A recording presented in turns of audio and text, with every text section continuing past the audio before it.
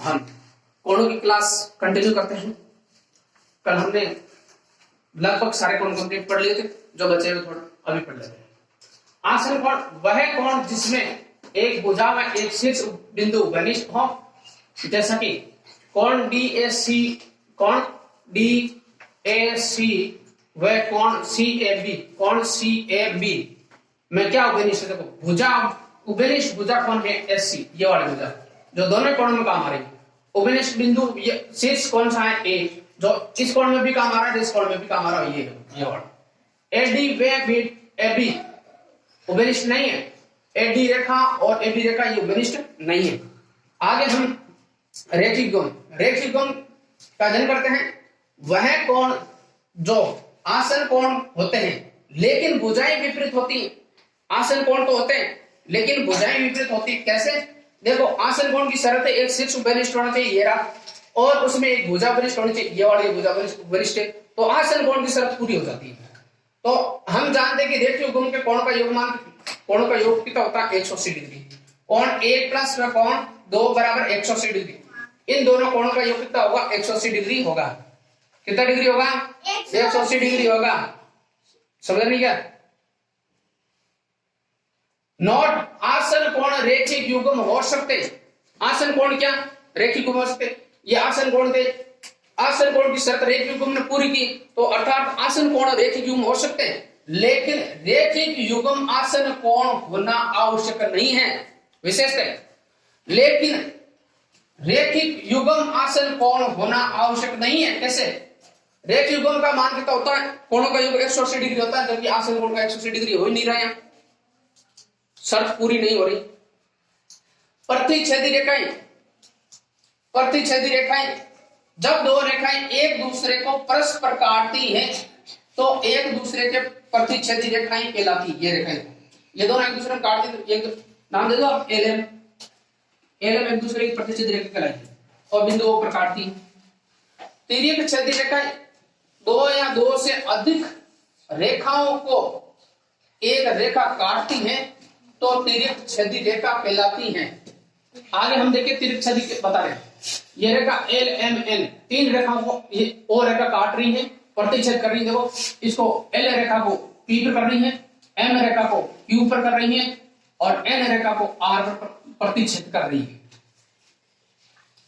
तिर्यक छेदी रेखा द्वारा निर्मित कोण, ये तिर्यक छेदी रेखा है और L और M समांतर है, तो ये कोण देखिए 1 2 3 4 5 6 7 8 कोणों का निर्माण हुआ है।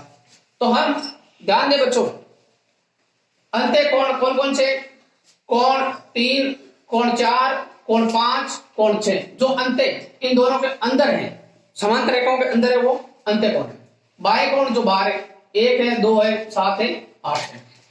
संगत कोण बराबर होते हैं, संगत कोण बराबर होते हैं। संगत कोण कैसे? देखिए कोण 1 में कोण 5 ये संगत कोण है, बराबर होंगे। कोण 2 व कोण 6 बराबर है होंगे क्योंकि ये संगत कोण है। कोण 3 व कोण 7 संगत कोण है, बराबर होंगे।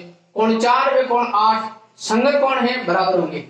एकांतर कोण बराबर होते हैं। एकांतर कोण कौन सा होते हैं बता देते हैं। कोण 3 व कोण 6, कोण 4 व कोण 5 एकांतर है, ये बराबर होंगे। कोण 1 व कोण 8 बाह्य एकांतर है, बराबर होंगे। कोण 2 व कोण 7 बाह्य एकांतर है, कोण बराबर होंगे। कोण 1 बराबर 8, कोण 2 बराबर 7, कोण 3 बराबर कोण 6, कोण 4 बराबर कोण 5। शीर्षाभूमि कोण बराबर होते हैं। शीर्षाभूमि कोण देखो 1 का शीर्षाभूमि 4 है, 2 का 3 है, 5 का 8 है, 6 का 7 है।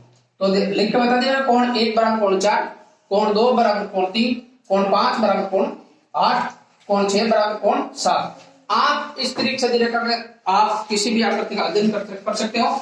जैसे एक समझा देता हूं आंसर आपको।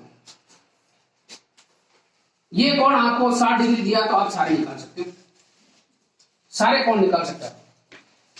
कैसे?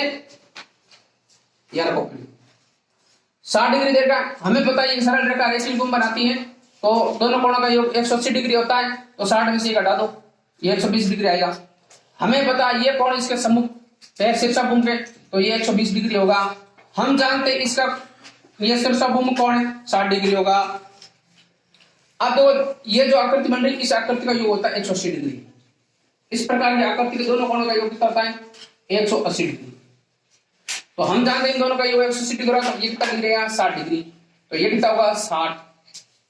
और फिर से आप रेखिक गुम लगा दो आप, तो ये 120 हो जाएगा और ये 120 हो जाएगा। इस प्रकार से कोई भी प्रश्न है उसमें आपको एक कोण दिया हुआ है और तिर्यक छेदी रेखा दिया गई है और साथ में समांतर रेखा दी गई, तो आप सभी 8 प्रकार के कोणों का अध्ययन कर सकते हो, उनका आंसर निकाल सकते हो अच्छे से। बस आप रामबाण मैथ्स के नोट्स को फॉलो करें और बार बार रिवीजन करें, बहुत ही रामबाण सिद्ध होगा आपके लिए। आज के लिए हम इतना ही अध्ययन करेंगे। जय हिंद, जय भारत।